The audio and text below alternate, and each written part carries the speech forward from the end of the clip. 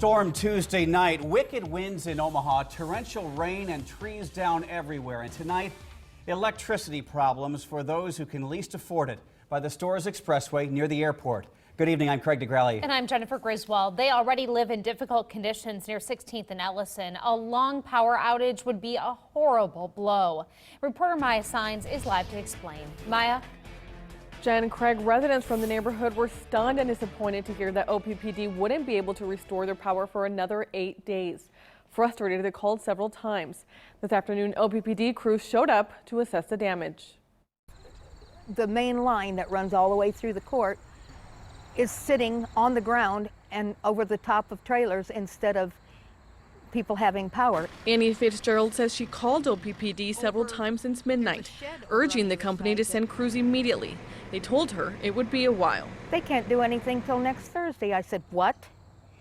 That's unacceptable. So I started making phone calls. That's when KMTV went out looking for answers. So it became call the news because you're out of options.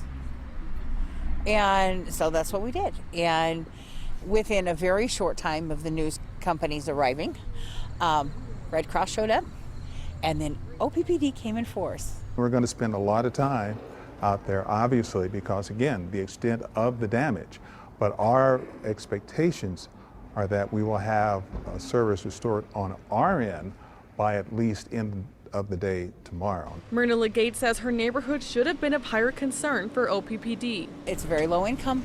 People here, it's their last place to live. Okay, this is where you go just before you end up in the Open Door Mission or in St. Francis House, and so they don't have anything extra to fall back on. These are metal. These are. It's like living in a metal box. Legate says many elderly people live in her neighborhood and need electricity to power their oxygen machines, and wouldn't have survived another week without power. The idea of losing every bit of groceries they have, or the idea of not being able to run a fan for some of them, or breathing machines, it's terrifying. Tonight, some neighbors got their power back. OPPD says from their end, all residents should get their power back by Thursday evening.